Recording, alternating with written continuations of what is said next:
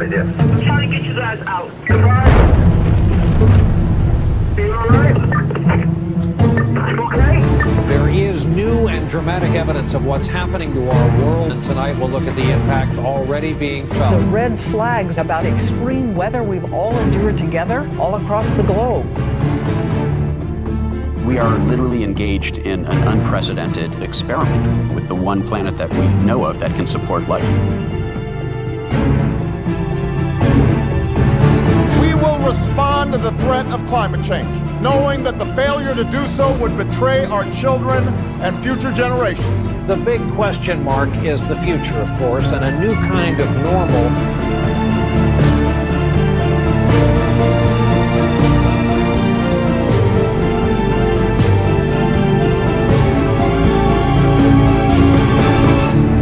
Gearing up for the UN-hosted Climate Change Summit in New York. UN Secretary General Ban Ki-moon will host the summit. I will convene a climate summit for leaders at the highest level. I urge political leaders of the world to prioritize their political energy on climate change. We have to get serious about bringing real commitments to the table for that summit. If things go business as usual, we will not live, we will die.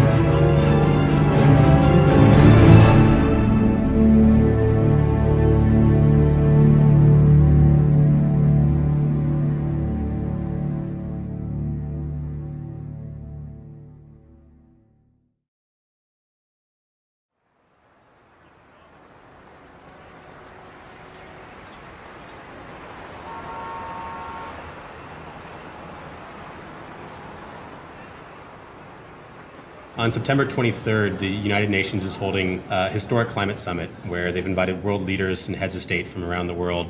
We're trying to organize the largest ever climate rally on the streets of New York in response to this, hopefully turning the tide of what comes out of that summit and reshaping what the entire climate movement looks like going forward.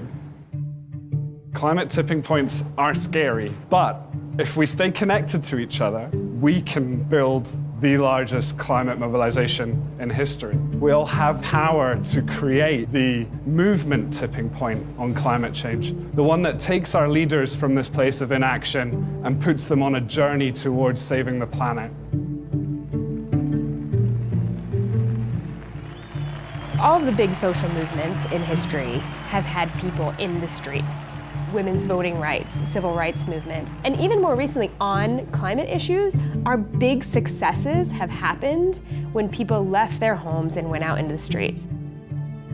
This is a bigger fight than, in fact, has ever been won. It's not that we need to save the Earth. We need to save the systems that make the Earth compatible with human existence and the existence of other life forms.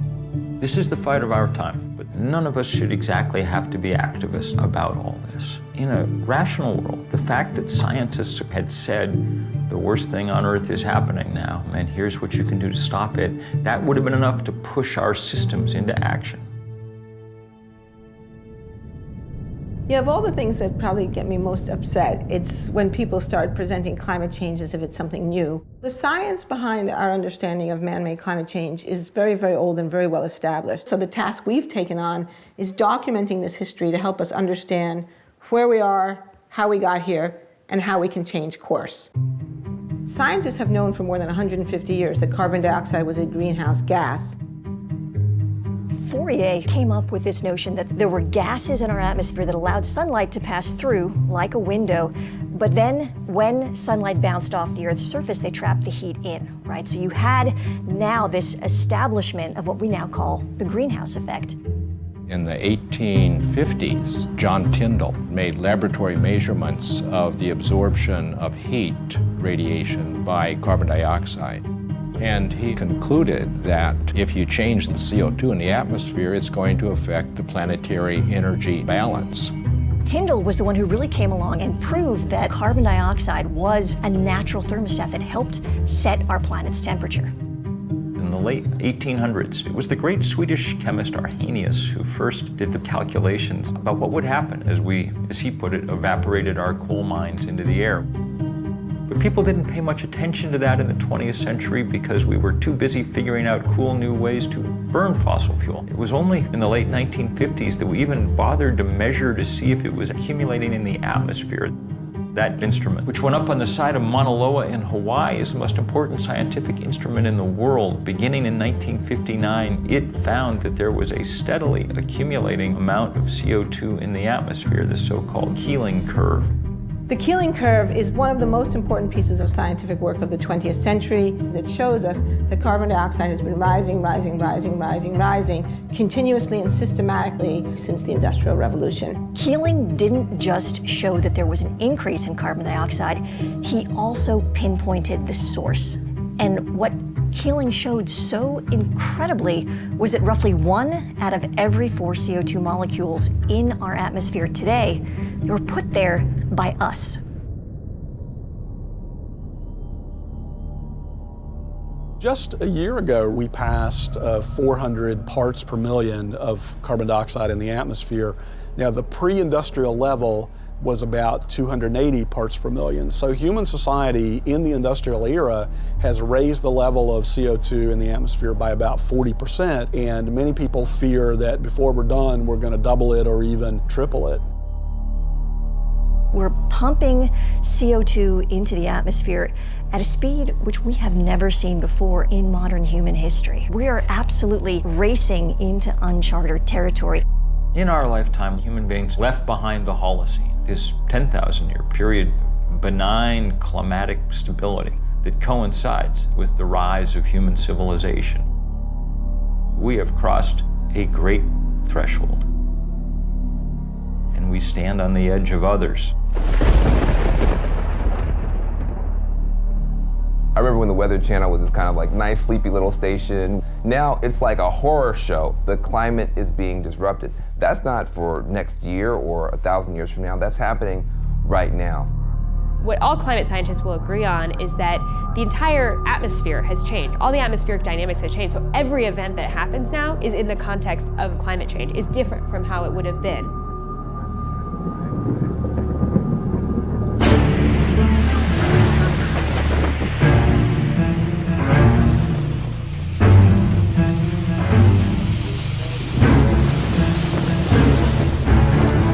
Typhoon slammed the Philippines with winds of 195 miles per hour. That's higher than the winds from Hurricane Sandy and Katrina combined. The world is mobilizing to help the Philippines, but just a trickle of food and water and medicine has reached the victims of Typhoon Haiyan. More than 1 million people were forced to flee their homes, many now trying to salvage what's left. Hundreds of thousands are thronging relief centers, desperate for life's necessities. Many residents covered their faces to mask the smell of the dead while they searched for relatives in some of the hardest hit areas. This is one of the top storms ever seen on this planet.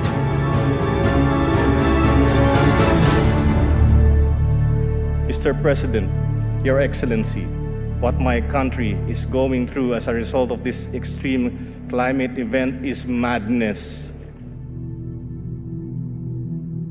Super Typhoon Haiyan made landfall in my own family's hometown.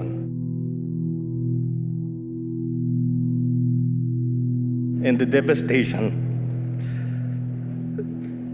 is staggering. I struggle to find words to describe how I feel about the losses.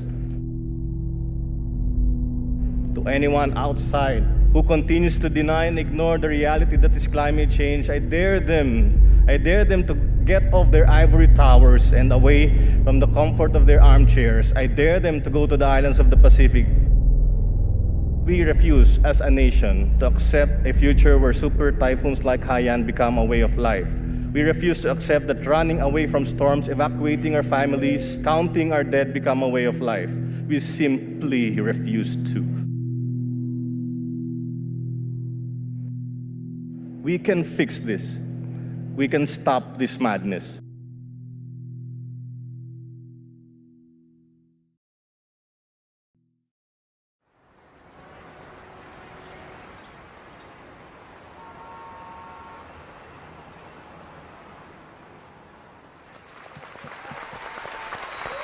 Hello, hello, hello. All right, folks, we know why we're here. We have 80 days starting tomorrow to pull off the largest climate march in history. It's really important for folks to remember that although climate change affects everyone, the impacts are not evenly distributed. And we're asking each one of these breakout groups, prioritize people of color, folks, because this is real, it's disproportionate, and it's time to bring it. They need to act on a binding global agreement to reduce greenhouse gases. We can do that and create jobs at the same time. Part of what we're doing is moving people from fossil fuels to the solutions and also presenting them with economic opportunities around the solution. The idea of who's going to be leading this march are the people in this room. This environmental issue is the singular issue of our time, of our day, that will determine how we live, where we live, and if we live. The most important tool that we have is our people power. There are already 325 groups, and that list is going to grow every single day. Whatever you're thinking about doing to help build this mobilization, rethink it and make it bigger, make it bolder. Our job is to make sure everybody hears about it, and then they'll get there. They'll get there. That's our job.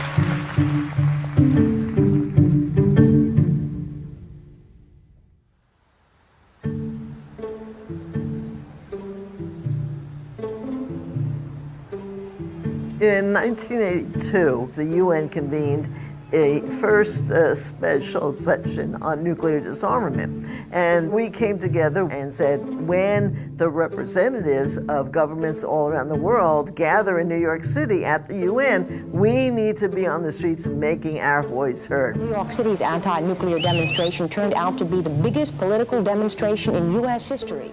It was, and still to this date, is the largest single gathering, if you will, of people in this country. I think there was one computer in the office. Everything else was by phone and this thing we called the mail. We now call it a snail mail, whatever. But there was something about that reality that we didn't have the technology that we now have that actually forced people to talk directly to each other. We have real peace with real justice. We will not go home and be quiet. We will go home and organize. One of the really interesting things about that demonstration is that some 600 local groups were formed, and many of those groups lasted for years afterwards. To me, the real power of that day was the organizing experience that led up to it, and then the organizing that came out of it.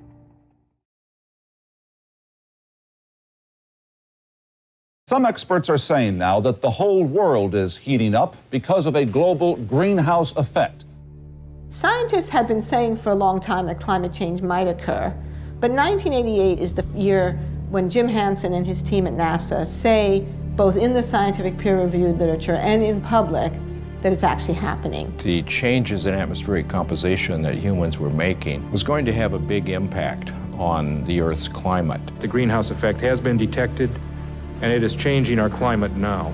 Hansen's testimony was reported on the front page of the New York Times, and there was actually a bill introduced into Congress, the National Energy Policy Act, to immediately begin to phase out the use of fossil fuels in order to prevent disruptive climate change.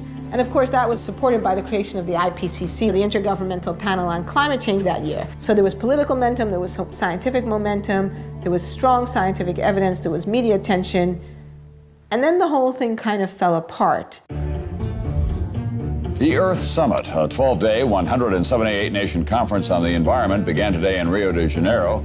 Battle lines are already drawn between the haves and the have-nots. So far, all the agreements are non-binding, requiring no specific action on the environment. As time has gone on, the scientific warnings keep intensifying, and yet there has been no effective political response. All political efforts to get a handle on this issue have essentially failed. I am the one that is burdened with finding the balance between sound environmental practice on the one hand and jobs for American families on the other. The agreement hammered out in Kyoto, Japan, requires industrialized nations to make substantial cuts in greenhouse gas emissions. The United States actually never ratified the Kyoto Protocol, which is one reason it didn't work. President Bush ignited a storm of controversy when he decided to abandon the Kyoto Protocol, which sets caps on the emissions of greenhouse gases in developed nations. For nearly 2 weeks, the U.S. delegation had blocked proposal after proposal, draft after draft, refusing to even discuss mandatory cuts in greenhouse emissions. Now we switch to the big climate conference going on in Copenhagen. Today, developing countries made themselves heard. People are dying. Led by Africa, 135 nations, including India and China, staged a 5-hour boycott, angry over what they say are insufficient carbon cuts proposed by the world's rich countries. If Hollywood had been writing the story, you know, it all would have come right in the end, and all the nations would have pledged their best effort. And nothing like that happened. The thing was a fiasco, a failure. The frustrations of the last 10 days explode on the streets of Copenhagen.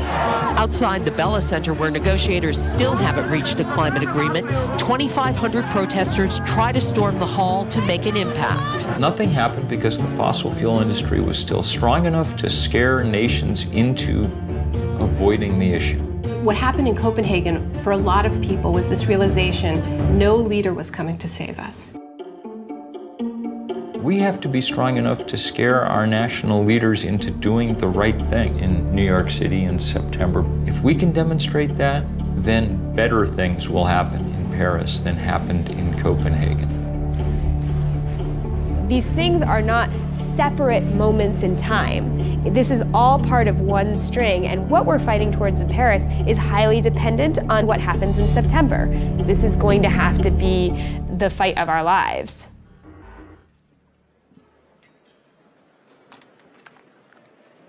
Welcome to this press conference to present the report of IPCC Working Group 3 on mitigation of climate change. If we really want to bring about a limitation of temperature increase to no more than 2 degrees Celsius, there is then the need for an unprecedented level of international cooperation. The way we've approached climate change is the scientific community builds the case, it synthesizes the evidence, it presents that evidence then to the policymakers. We've proven beyond a doubt that climate change is real, that the Earth's temperature is warming, that warming is predominantly caused by the burning of fossil fuels and other human activities, and that additional warming poses a significant threat. What the policymaking community did was they came up with a definition of what they called dangerous human interference. In 2009, the nations of the world agreed on a target of 2 degrees centigrade or 3.6 degrees Fahrenheit of maximum warming above the pre-industrial level. That would require emissions worldwide almost entirely stopping within a matter of decades. A lot of people talk about 2 degrees being the safe level. Well, there is no safe level. 2 degrees is a round number that would be safer, but will still have substantial climate impacts. 1 degree is melting the Arctic and the Antarctic. We'd be crazy to find out what 2 degrees will do, but we're probably going to find out. Even if we do everything right at this point, that's about as good an outcome as we can hope for. The other thing that the IPCC did was that they tied that 2 degrees Celsius, 3.6 degrees Fahrenheit threshold to the amount of fossil fuels that we can actually burn. And they came up with this red line in the sand, which was 1 trillion tons of carbon. The problem is that we're already more than halfway there. We're approaching 600 million tons already, and at the rate things are going, we will have completely exhausted that carbon budget within 30 years. The same leaders who say they want the temperature to go up no more than 2 degrees have put forward a series of proposals that when you add them up leads to the temperature rising 6 degrees. A point past which most sane scientists think civilization on the scale that we now know it will not be possible. It's almost a kind of refusal to come to grips with reality. There's just this enormous gap between what countries say they want to do and what they're actually on track to do. People call this the emissions gap. Much of this is about mathematics. You got to leave 80% of fossil fuel in the ground. Fossil fuel industry wants to burn all its reserves. If they do, then we get that 6 degrees. Each day of inaction, each day of business as usual puts us closer and closer on this crash course.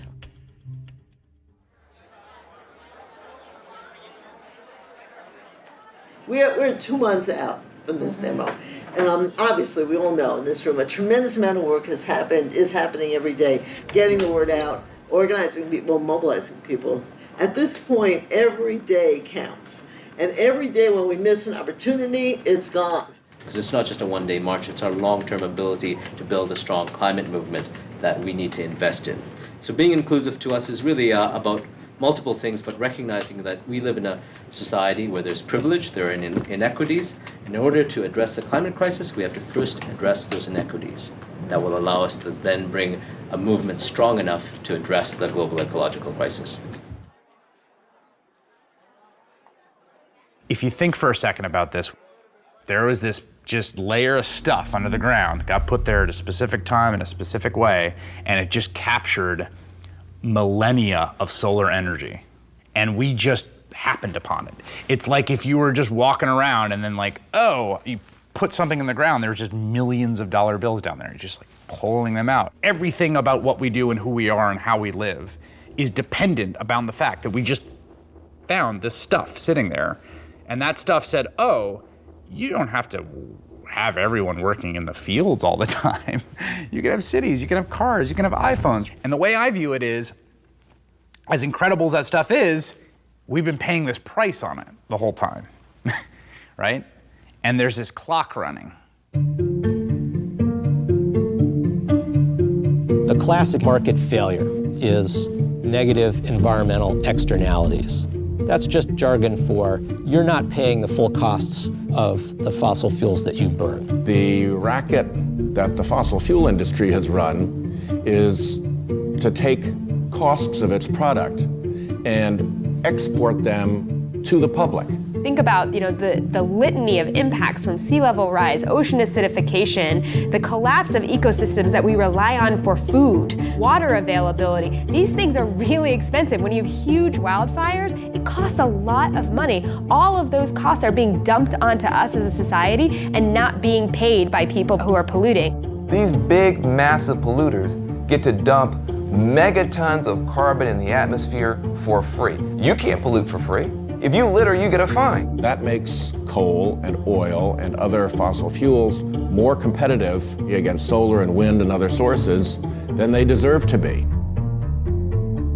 Behind the environmental problems that carbon pollution causes and behind the economic problems is a political problem that a very small group of very powerful special interests have exerted very rough control over the political establishment. We're up against the fossil fuel lobby that has complete access to the political class and the ability to bribe through legal means and blackmail through the use of attack ads and so on. Even people who oppose them have trouble opposing them too strongly because they're in some ways economically dependent on them. Right now, we have a monopoly control by big carbon polluters. They grant themselves subsidy after subsidy. Think about this. How much money does the Pentagon spend helping big private oil companies get their for-profit products from the Middle East here? About half the Pentagon's budget is just helping Chevron and Shell and Exxon get their for-profit product here. What if they had to pay for that service? How much would gas cost then? Plus, they also get all kind of tax breaks and other kind of loopholes. They're in a system based on a grow or die ethic. But rather than respond to the climate crisis by scaling back, they're doubling down through fracking, through tar sands oil, through coal exports, mountaintop removal. They have become more brazen. It's a rogue industry. It's an industry whose business plan is followed to the letter will wreck the planet. Once you know that, then you know that these are now illegitimate business plans.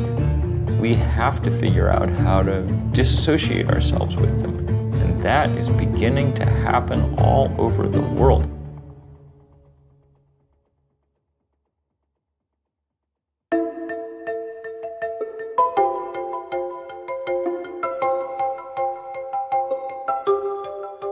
On the great lawn of Central Park, I was up on a stage probably 70 feet in the air, looking out at that sea of people stretching out farther than the eye could see. The crowd estimates later were larger than 1 million people.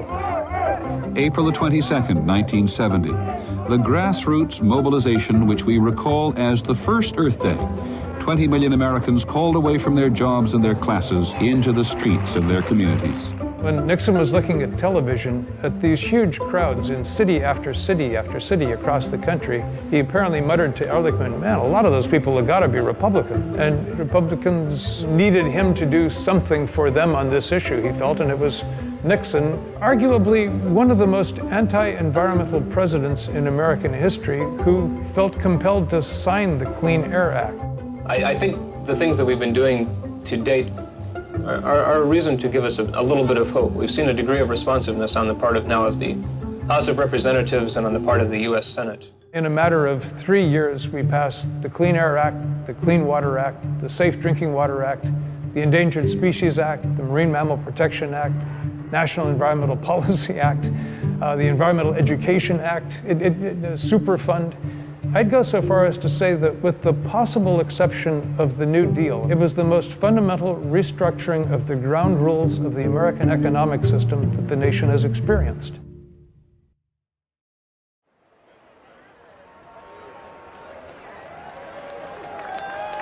All right, folks, we are 50 days away from the largest climate march in history. Are y'all ready? Yeah! This is not just about the environment.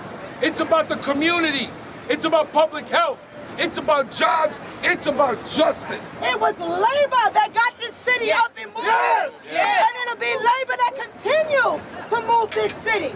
We are the community. Are we not the community? Yeah!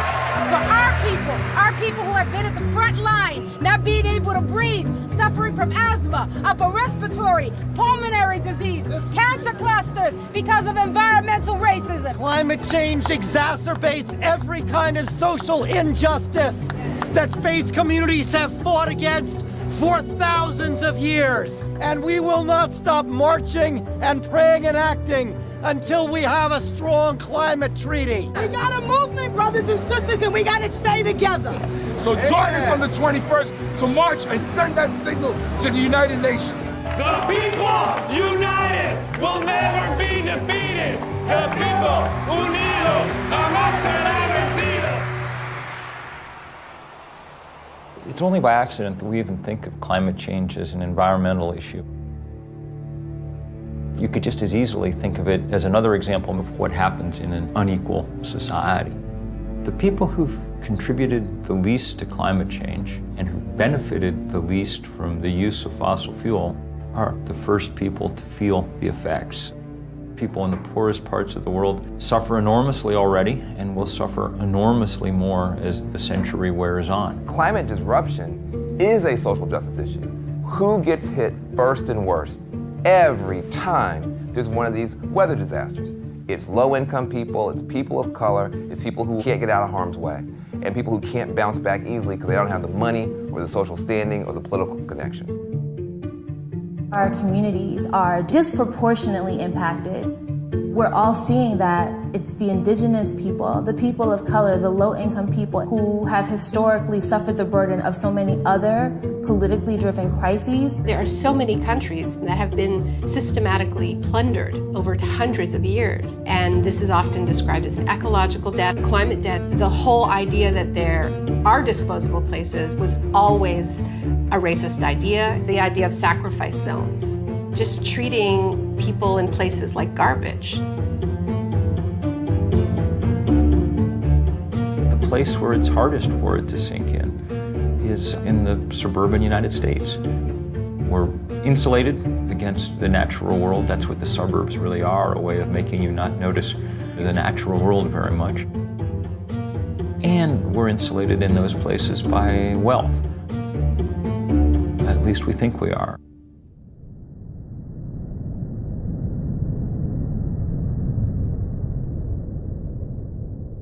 Scientists are screaming from the rooftops about us avoiding going over a 2-degree rise in the temperature of the planet. Why are they so worried about that? If we go over that amount of warming, there are feedback loops in our ecosystems, tipping points that climate change could spin out of control, and it happens like that. There are switches that can be tripped where suddenly you are in brand new territory and you don't even begin to know what to do about it. This is not a linear kind of problem that we're dealing with. This is very much an exponential kind of problem. Right now, we're on the edge of 3 major tipping points. The first one is the Arctic ice cap. That ice cap's like a mirror. It reflects the sun's light off of the Earth and keeps it from warming us up. But as it melts, you get a smaller mirror, which means a warmer Earth, which means more melting, which means more climate change. Another example is Arctic methane. We've got a gigantic amount of methane gas frozen into the tundra, and it is 50 times as toxic as CO2 is. It's CO2 on steroids. As it warms, and that methane gets released, it then causes global warming to get worse, which means it warms more, which means more methane released, which means worse warming, and all of that process spins out of control. Another example of a tipping point is ocean acidification. As you get more CO2 in the atmosphere, a lot of it actually is going into our oceans. And a lot of stuff, like plankton, can't live in that kind of acidified water. And plankton is the basis of the food chain. If the plankton die, we lose the whole ocean ecosystem. These kinds of feedback loops and tipping points are what keep me up at night, that we will hit one before we're able to turn things around. Even if we went cold turkey today because of the time lags in our climate system, we've already signed up for things that we can't see yet. We live in a razor-thin livable universe. Just a few kilometers below my feet, it's too hot to live. Just a few kilometers above my head, the air is too thin to breathe. It's not about a few more droughts and a few more storms. It's about a catastrophic shift in this fragile balance of our biosphere that threatens everything we love.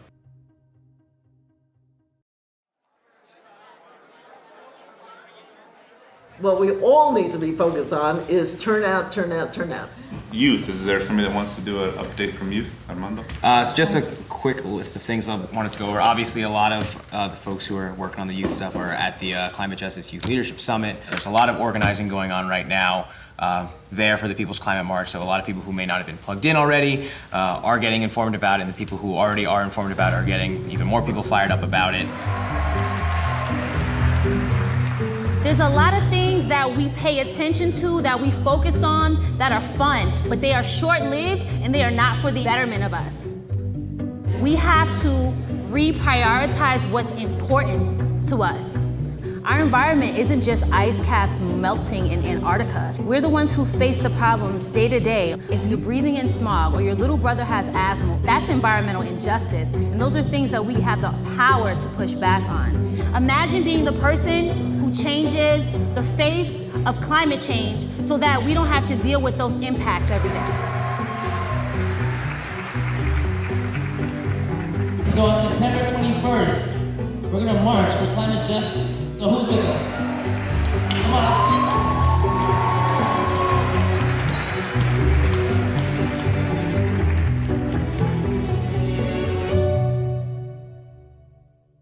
Okay, all right. Yes, we pull the fossil fuels out of the ground, we put them in the incinerator, they put the carbon in the sky, it warms the earth, lots of bad stuff's gonna happen, heat waves, extreme weather, floods. Okay, sure. But I mean, really, is that the thing I care about most? You know, there's all these other issues in my life that are more pressing. For someone who is engaged in a struggle for a higher minimum wage or worries about healthcare, it's understandable that these molecules floating around the air seem invisible and abstract. Humans have this thing that we call a finite pool of worry. You've got your mortgage you've got to pay, you've got your kids you've got to take care of, and they tend to be more immediate. We respond to things that feel incredibly urgent, like a gun to the head, a stampede of wild elephants, right? Climate change is a completely different kind of risk. It plays out over these very long time scales. It's really hard to perceive it as a very urgent threat. The other thing that happens is that there's something called a single action bias. We have this tendency to see a threat and then we try to fix it with one thing. It's like the silver bullet solution. When we look at climate change, we become overwhelmed by it because there's so many different ways that we're going to need to fix it. 25 years we've been talking about climate change. The level of scientific reports becomes higher and higher and higher. Why has that still not compelled the majority of people to action? Cognitive psychologists have been mapping the processing systems within our brains, and they found that there are two parallel and deeply interlocked processing systems. The rational side, the analytic side, which deals with information, facts, data. And we have another side, which is a much more intuitive and emotionally driven side. It is that emotional system that moves us into action. The challenge for climate change is how do we get something that is so based in the science to cross over into the side which makes us feel something. People are reluctant to stand up and to take action if they don't see that the other people around them are taking action. And that is why it is absolutely critical that there are people who are seen to be doing something. They are creating the breakage. Climate change is strangely, maybe uniquely problematic because not only are we all bystanders, we're also perpetrators, actively contributing to the thing. If we recognize the problem, we become morally compelled to take action on it.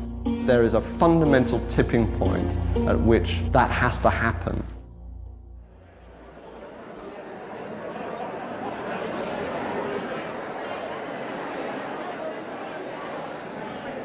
Change doesn't happen because people decide to stay home and click like on Facebook. Change happens because people like you and I decide to get involved. We didn't want to leave it to world leaders. Their track record is not very good in dealing with this question. I am a trade unionist, and I am an environmentalist, and I see no conflict whatsoever in those two things. It's in our core self-interest as a trade union movement to help build the path to a sustainable future and get on the right side of the climate change issue sooner rather than later.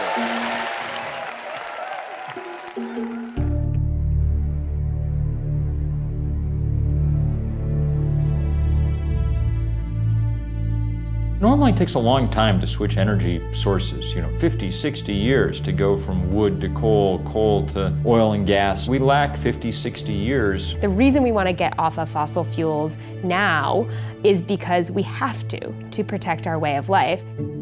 We need a vision for what the post-carbon economy looks like that is inspiring enough and delivers enough in terms of jobs, in terms of new opportunities, in terms of better health. It has to be exciting. There are many more jobs available to people who are going to be building wind turbines, retrofitting houses so they waste less energy. Solar panels have to be installed by a person. That person has to go to your home. There's no way to outsource putting that solar panel onto a roof. A 100% renewable economy is within our grasp. It's economically and technologically possible. It's not something that we need to keep researching because it's always off in the distance. No, it's here. It's a question of political will. If you look at the renewable revolution that's happened in Germany, it wasn't about leaving the renewable sector to the market. It was about creating different incentives. And there was an explosion of innovation and creativity. Germany is now the #1 solar country in the world, even though they have the same amount of solar incidents as Alaska. Can we do it? Can we take the power that has been highly centralized and highly focused and controlled by very few hands, and it is not an accident that very few hands controlling power in the sense of electricity leads to very few hands controlling power in the sense of political power. We are going to try a global experiment that is going to be the most difficult thing human beings have ever done, which is to rip those two apart, which means we are democratizing power in both senses of the word. The real question is, are we gonna scrape the bottom of the barrel for the last polycarbons on Earth to burn them too? Or can we actually show some restraint, which we ask our children to do? Don't eat the last 17 marshmallows. Could you just show some restraint and choose a wiser course? A Canadian company called TransCanada wants to build the Keystone XL pipeline. The $13 billion system would carry crude oil from the so-called tar sands region in Alberta to Houston, Texas for refining. The Keystone XL pipeline has become a huge focus of controversy. Tar sands oil is particularly dirty, it's particularly carbon intensive. An estimated 2,000 environmental activists from across the continent plan to gather in Washington, D.C. to launch a 2-week protest. It has become a symbol to both sides in this debate, where the people who want further development of fossil fuels see getting Keystone through as core to their strategy, and on the other side, the climate activists see it as a symbolic fight that they have to win. I'm here as a Nebraska citizen and landowner. I am on the advisory board of the Center for Health and the Global Environment at Harvard I'm an Medical evangelical School. Christian. I'm a proud member of the Transport Workers Union of America. You know what's so fascinating about this whole Keystone thing is that was supposed to be a wedge, and instead it's been turned upside down. Now it's actually a base that is lining up constituency after constituency. Today we act! Today we send a message to them and everybody else. We are taking back our futures!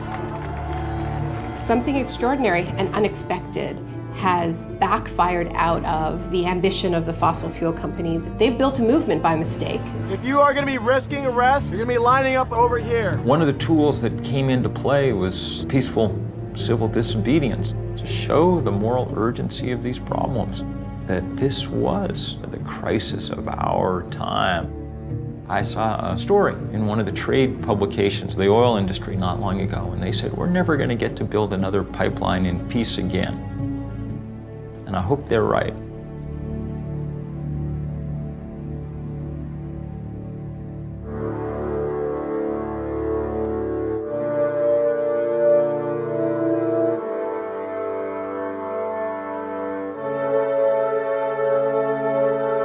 As scientists, we study this out of this fascination and kind of awe of this whole system that we call home. We are on this planet that is so perfectly built to sustain life. We got so lucky. And then you begin to think, what do you do with this knowledge, this unbearable, incredibly depressing knowledge? That the decision to burn fossil fuels was a decision that had tremendous downside risks that we didn't realize immediately. When I read a climate science article that talks about mid-century projections, what I read is what's going to happen when my kid is 40. That's what I see on the page. And for me, it is absolutely my responsibility then to do whatever it takes to protect my child. Alice Walker says that resistance is the secret of joy. And I don't know if it's the secret of joy, but I know it is definitely the secret of staving off depression. The reality we're facing is very grave. So how do you not get depressed about it? Well, one way you don't get depressed is by work.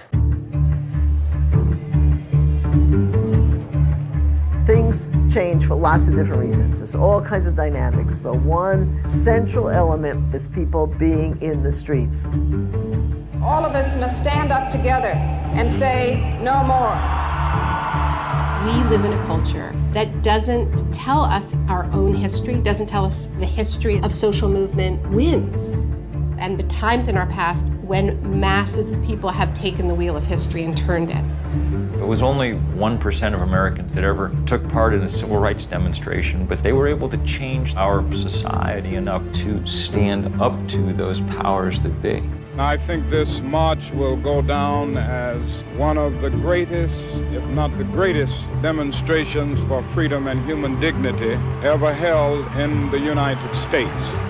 Martin Luther King always said that the victories that had been won so far were the ones that were cheapest to the status quo. Giving legal rights and giving voting rights doesn't cost the system nearly as much as providing good jobs and good infrastructure and good schools. We as a people will get to the promised land. Big victories have been won before, but nothing on the scale of the economic challenge that really responding to the climate crisis represents. We have a responsibility to rise to our historical moment. We are going around the world to say the time has come. If we're going to have a movement worthy of the name, solidarity among all these different causes needs to be the foremost principle. It's this broad and powerful spectrum of allies that has the political weight to move the dial on this. There's a tipping point coming where the online movements are going to move offline. If we can just push this to a point where there is a social tipping point, we really can move forward on this issue. We will not be stopped. Take action right now. This is the issue I will vote on. This is the issue I will give money on. This is the issue that I will scream at the top of my lungs into a bullhorn over. That is what moves politics. The People's Climate March is our chance to show the immense power of people in solidarity. Heads of state are gathering. They need us to say, we demand action. This is the right thing at the right time in the right place. The whole world will be watching. Nothing moves public opinion more than seeing large numbers of people gathering. A march is not an end in itself. It is a tool. In my heart of hearts, I know that this People's Climate March in September will serve to deepen this movement. I will be there in New York, September 21st. There is no replacement, even in the digital age, for human bodies next to each other, standing as one, hearts beating as one, voices raised as one, making a political demand. If you don't fight for what you want, you deserve what you get. September 21st, in some ways, is the beginning. There are teams around the world organizing marches in Rio, in Delhi, in Berlin, in Paris, in London. And people around the world will get together in the largest climate change mobilization in history. Are you ready to march?